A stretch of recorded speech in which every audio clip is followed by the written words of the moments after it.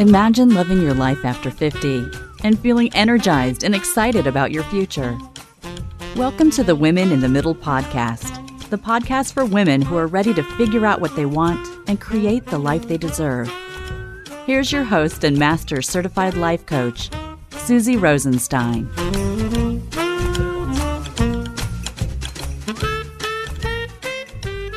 Hey there, welcome back to the podcast, Women in the Middle. I'm your host, Susie Rosenstein, and I am so glad to be here with you again for this week's episode, which is another interview in my series called Getting Real with Women in the Middle.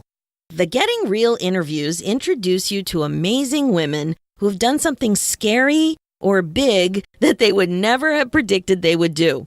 And now they're on the other side of it, and they share their insights into what kind of thinking helped them move forward and make that big change. This week, I'm thrilled to welcome Leslie Ender to the podcast. Leslie went from being a stay-at-home mom living in the San Francisco Bay Area in a large home on the ocean to living in a small apartment in Innsbruck, Austria, and starting her own small group travel business. I think you will agree this is a pretty interesting story. Enjoy the interview. Hi, Leslie. Thanks so much for joining me on the Women in the Middle podcast. Hi, Susie. It's really great to be here. So one of the reasons I was so excited about your story was because you did something that so many of us fantasize about. You moved away and did something cool. It's so inspiring. So tell me a little bit about what was going on for you in your 40s, like well before you decided to move away. What was happening?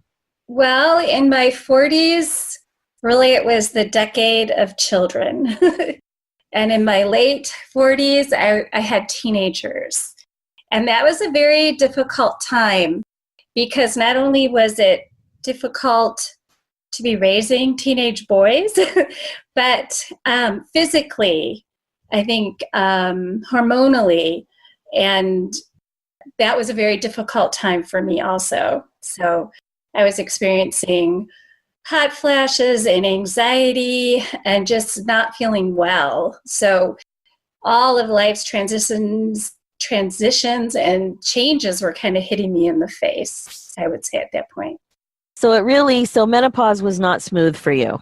No, I was one of those, unfortunately, the majority of women, there are 20%, I'm pulling that out of the air, that have no symptoms. And I was the lucky one who had a lot of symptoms.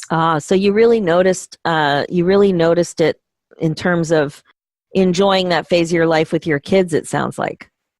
Oh, yeah. I would say that it was really affecting my life to the point where it was, I didn't recognize myself, and I didn't really like myself at that point. When did you know what was going on? Like, did you understand that it was menopause related? I think that after some research and talking to doctors and talking to other women, I started to become more and more aware that it was hormonally based. And I'm so glad that I took the route that I did take, because I think a lot of women don't get to the root cause of what is going on and maybe put on antidepressants or anti-anxiety medication, where really, if the hormonal problem is addressed, they feel good. So aside from the hormonal part, what would you say, how would you describe your midlife funk at that point? Because you said when we talked earlier before the interview that you definitely felt off. What did you notice, aside from what was going on hormonally, about that stage of life for you with your kids getting older? Well, I had invested a lot in my children, like so many of us, and you invest in your children for them, but when you really see the end coming and them leaving, it's sort of a wake-up call, like what am I going to do next? What is my marriage going to look like? How can I invest in these things so that when an ending comes and my kids launch, that I'm in a good place and my marriage is in a good place, was what I was thinking. And I knew at that point that I was not in a great place, and I was experiencing some of the natural grief that comes with that stage of life. It's a huge stage of transition. And I believe, just like there's built-in transitions and difficulties and anxiety to adolescence that's undermined by hormonal things going on, I think the same thing happens for us women. And that there are natural changes and transitions and ways of looking at life that we haven't experienced before. Yeah, one thing that when you talk about it, you're talking about the way you were looking at it was that something was ending. Right. And yeah, so that's really interesting because that's totally a way to think about things, that it's ending, and that thought really didn't help you. Did their university weigh into it at all when you were checking things out or when they left? Were you able to kind of figure out how that was coming into play for you? Yeah, well, I can remember feeling, as I looked at universities with my sons, I had this kind of overwhelming feeling like, I want that to be me. I want to go live in a dorm, and I want to have all these wonderful resources, and I want to learn. And it felt like that's a really wonderful new beginning. I want to do that now. They should have that for middle-aged people. So when you realized that you were thinking that way about the whole experience for them, did it give you any insight that you might need a change as well? Or were you just noticing that that's something that that you didn't even recognize before? I think that was a beginning of I think I did understand that it was a time of transition, and I did understand that things had to change for me, and that I wanted that. And so I'd say, it's hard to look back and say exactly what realization happened, but I was definitely on that road. Yeah, that's so interesting. When I was in a midlife funk from like 45 to 50, I didn't know what I wanted. I just knew that I wasn't happy, but I didn't see something that gave me a lot of clarity, except one weird little experience I had where I felt some envy. And envy is something I talk to my clients a lot about, because when you do feel envy, it's usually a feeling that we're not very proud of. Like, it's not something that we like, oh, I feel envy, woohoo. It's nothing like that. But it gives you insight into what you want. So it sounds like you were a little bit envious of your kids and a chance for a new beginning and to learn again. And when it happened to me, it was actually, it was in a needlepoint store. And it's not that I wanted to have a needlepoint store, but what I recognized was that, oh my God, this woman who runs this store has a career based on her passion and her hobby, something that she loves to do, and she was teaching other women. And just that insight did create some envy for me. So I know it sounds weird, but I love that you felt a little envy, because it did shake you up enough to give you some insight into something that you wanted going forward. I would say most definitely. You're right. You don't want to say, oh yeah, I was envious of my sons. I was. I was like, wait, I want that. That looks pretty good. I didn't really appreciate it when I had it.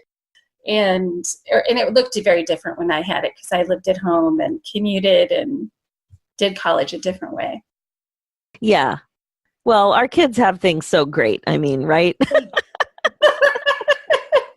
So then what happened next? When did you actually have a thought that you wanted to not just envy your kids, but that you were ready to do something else yourself? How did things happen for you? Well, I think that I did seek some counseling, which was clarifying for me. I did seek out a doctor that specialized in menopause and all that goes along with menopause. And so I was doing that type of reflection, introspection, looking at physically and emotionally. I think it was a time of spiritual growth for me. And I started looking at what's going to come next. What do I want to do? And I did do, I did little things along the way as my kids were in high school.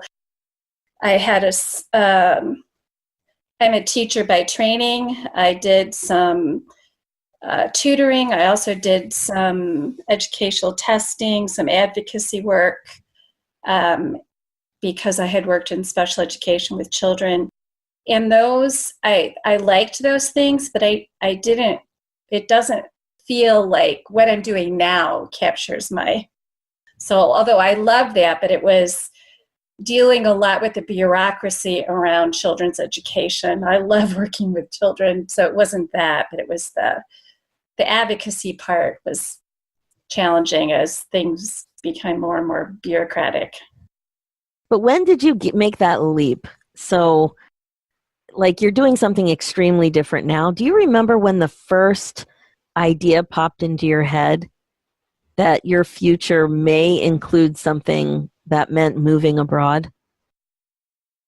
Well, several times in my husband's career, he had opportunities to move abroad. And every time I thought about it and I said, I just can't do this right now because it would have been too disruptive for my sons, for their schooling, for me. So we kept putting it off. And really, it came out of the blue, really. It was a phone call where my husband had actually told headhunters he was looking for a new position at that point, that he had said, don't even show me anything that isn't in the San Francisco Bay Area because we're not leaving.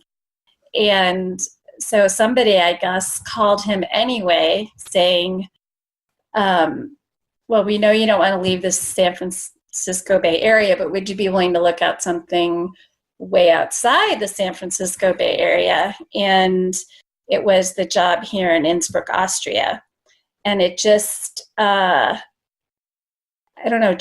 it was exciting to hear about. Of course, my initial reaction, was no. Then I thought about it and I started looking at where Innsbruck was and how central it was in Europe. And I've always had a passion for travel. And I started Vienna is 4 hours away and Venice is 4.5 hours away and Rome is 8 hours away, and etc. And I started saying, well, maybe this would work, but just for a short time, and they wanted a 3-year commitment. So we talked to our kids. They were both quite excited about it. It was pivotal for them too, because it's kind of changed the trajectory of their life as well. Were they in university at the time? They, one was just graduating high school, which made it something we could look at because there was a transition time for them. And one was a sophomore in college. The younger ended up taking a gap year and traveling solo all around Europe, which is another whole story of letting go and letting them seek their passions and being able to sleep at nights. Oh my God, I'm so glad you mentioned that, because when the first time my eldest went to Europe in the summer, he went to Germany, and I thought I was going to die. It was horrible for me. Yes, no, I got to a point where it's just like I either have to really let go and just trust God and know that I have no control anyway.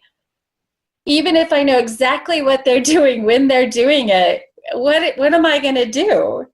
So I have to let it go and trust them and know that no matter what happens, I have to sleep at night and I have to function because believe me, I have that in me. It's so interesting that with, as women with older kids, adult men, children, I also have boys. I see your 2 pictures of your sons on yes, that's them. They look right behind you. Yeah. it didn't occur to me that one of the times in my life where I really had to practice supervising my thoughts and supporting their independence was when they were traveling. It didn't occur to me when that transition would be for me. All of my thoughts about their transition were really much more focused about them. And the same thing happened to me with that European trip. It really surprised me, even though it was so different than when we traveled back in the day, where there were no phone plans and no internet, no Wi-Fi, where you might really go for a few weeks not talking to your family and they have no clue. Actually, it was easier back then. Yeah, maybe. We don't hear from them in 1 day or 12 hours and our minds start going, Oh my God, we're hysterical, aren't we? So, yes. so your husband comes home one day and he says, honey, you're not going to believe what happened today. I got an offer in Innsbruck. Then your mind reacted a little differently than it had before. You were a little bit open to it, but only for a short time. Right. So then what happened between that first offer and how long did it take you to actually make the decision to go? That was March. We spent a week, the end of March. He took the job and we moved in June. So wow. Very fast. Wow, it sure is. Did you sell your house, rent your home? What did you do? Well, we were planning on coming back, so we rented our home, but we went through every single thing, downsized quite a bit. Not everything. Moved a whole container of ocean container of stuff over here. And really, at the beginning, had every intention of going back in 3 years. But we're still here. How many years? 6 years later? Mm-hmm. Wow. And how do you think about that now? Have you made a decision to stay? Can you believe that much time has gone by?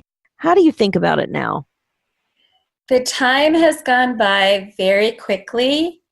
Of course, we love it here. We really enjoy the lifestyle. We enjoy the culture. We enjoy the travel. And we're both, I think, healthier here. The lifestyle is healthier. The air is healthier. The water is healthier. Food sources are healthier. And there's more activity. I mean, I get in my car maybe once a week. I'm walking, I'm riding my bike. There's just a whole level of, in the US, and I'm sure in Canada also, we get in our cars and there's a real drive, and I considered myself fairly laid back person. And I had people here in Europe telling me to calm down, take a breath, sit down. No, they don't have coffee to go, but they would bring me a cup. And why would I even be at a cafe if I wasn't going to sit down and enjoy it? They just were like, you're an American. Now we're going to tell you to sit down, take a deep breath. No, we don't do coffee to go. And they don't.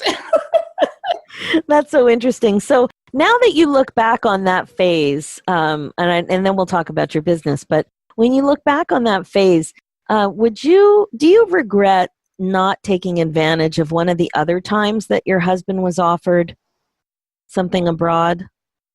Or do you think the timing was just perfect? I think the timing was just perfect. I really think that my sons, one of whom is doing graduate school over here, both have traveled, and the other is working over here. They've had a great European experience and learning language, but they're solidly American kids. So they have their feet in both worlds. And I'm not one to really regret decisions anyway. I sort of take stock and move on. But really, in hindsight, I really do think the timing was right, because I gave them a gift of being in the same community through most of their growing up and having solid friendships and community around them. Well, that's interesting. And the other thing that I wanted to pick up on was you gave yourself a gift too, in terms of you said you always loved travel. You were always intrigued by it. Mm-hmm. Yet it was something that it sounds like you didn't do much of until this opportunity came along. Well, now, I did more of it. Yes. I did more of it, but we still, travel's been a big part of my life since my adult life. Yeah. So would you say it was something that you wanted to do more of for a long time? Like, did it feel like it was missing a bit from your life to the extent that you wanted it before you'd made the decision? It's really interesting because there were, you read articles on travel, or you see shows, or you hear someone who's traveling over here. And I remember thinking, I wonder if I'll even ever get to spend much time in Italy. I wonder if I will, when will I get back there? And then there's that sense of when you're traveling to Europe or to a different continent, you might not get back for a while. There's this urgency of it's almost frantic pace, very American style. Let's do 10 countries in 10 days because I want to see it all.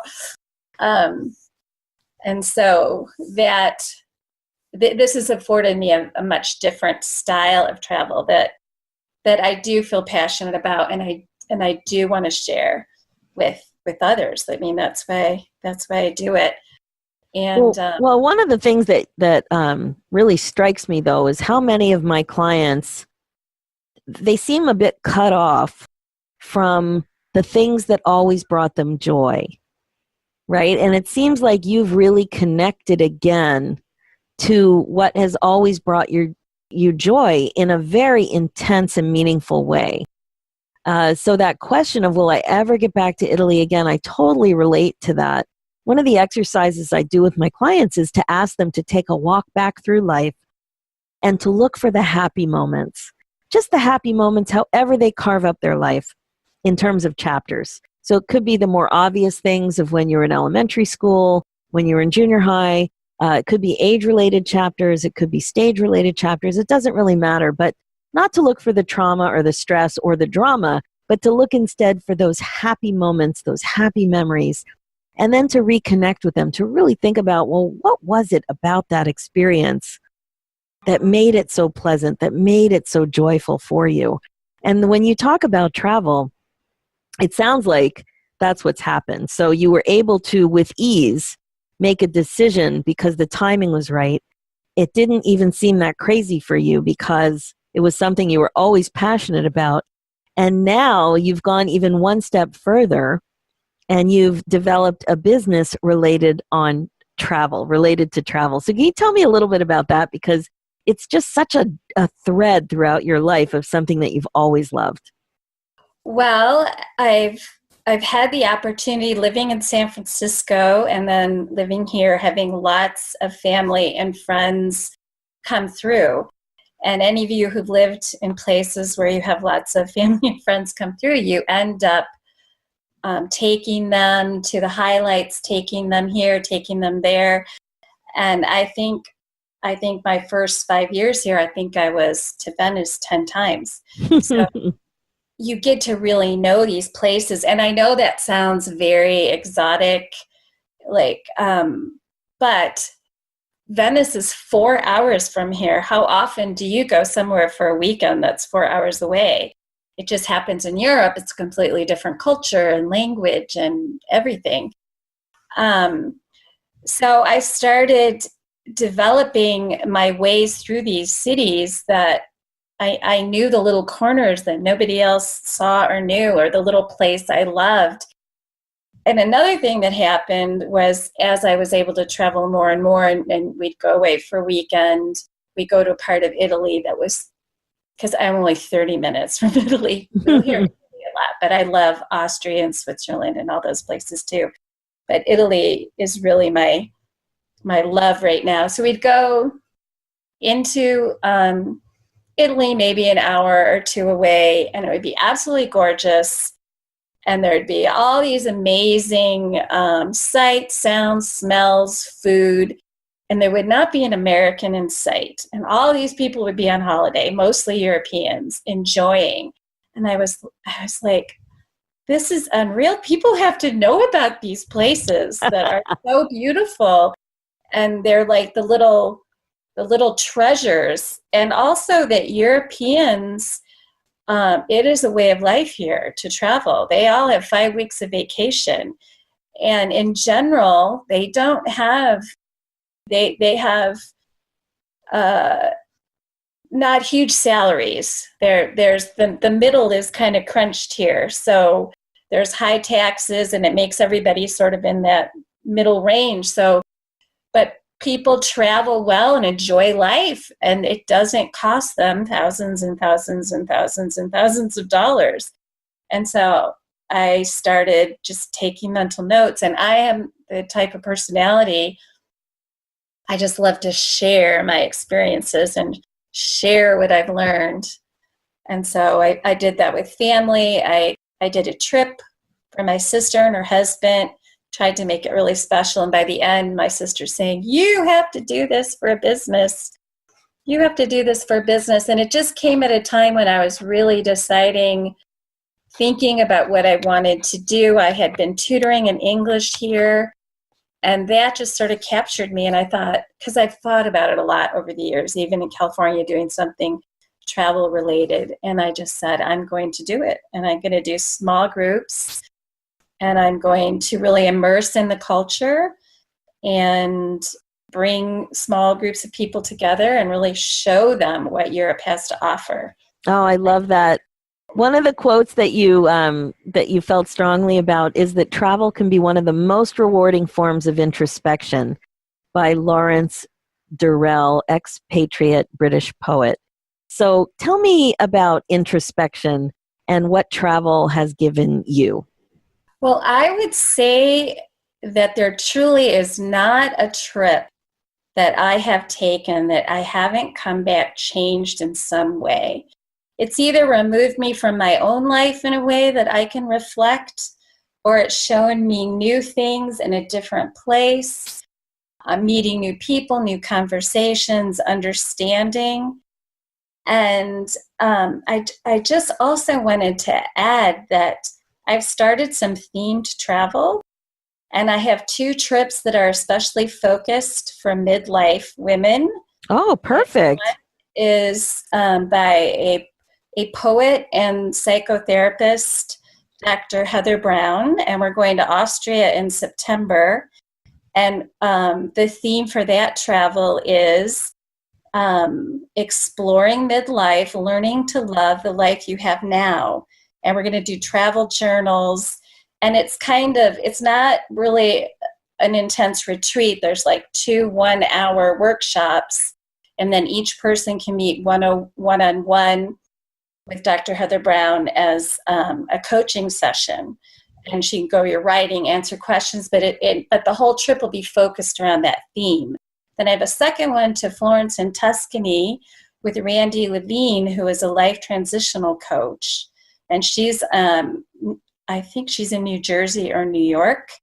And her theme is going to be now, next is the new now. And it's also a renewal retreat. And we're going to be in Tuscany and in Italy. And that one's going to be fantastic. And it's all about grabbing the moment, appreciating what you have, and looking at what your next steps are. Oh, that sounds fantastic. Well, I might recommend another person if you're looking for another midlife coach to do one of these. I'm always looking for themed travel. Oh my God, my eyes just lit up. Focus group. When you mentioned themed travel, oh, these are fantastic ideas. I am so happy for you. You have found a way to really marry your passion for travel, your passion for education and teaching, and your love of life. And on Women in the Middle, We are all about learning how to love your life after 50. I couldn't be happier for you. Can you tell us, anybody who might be interested in learning more about your trips, how can they get a hold of you? Oh, well, I have a website, which is https://streetviewadventuretravel.com. And I also have a Facebook page, which is Street View Adventure. Street View Adventure. And then I also have a Facebook group, and it's called Women Building Community After 40 with Travel. Oh, I love it. I'll definitely put all of the links in the show notes. So any of you women in the middle who've got the travel bug, please make sure to check it out. Leslie is there to help you out. And if you're looking for another coach for one of your future trips, please keep me in mind. You have me very excited, Leslie. Susie, we will talk. Just amazing. Just amazing. Thank you so much for telling your story and for coming up with these amazing ideas to help women get the most out of life. Thanks so much. Oh, thank you so much for having me. That's it for this episode. Gives you a lot to think about, right? Is there any circumstance where you would pack everything up and move halfway around the world? Sometimes you can surprise yourself. That's what I love about midlife. You just never know what opportunities might come your way or what opportunities you will create for yourself. So much potential when you have the mindset that opportunities really are everywhere. If you like what you've heard, just head over to the Women in the Middle podcast on iTunes and leave me a review. Check out the show notes with more information and links at www.susierosenstein.com. While you're on my website, if you haven't done so yet, make sure to grab your copy of my free ebook, 10 Surprising Ways to Bust Out of Your Midlife Funk. Just go to www.susierosenstein.com/midlife funk and you'll find it there. This will totally help you get going, I promise. Let's do this, ladies, one amazing opportunity at a time. Thanks so much for listening.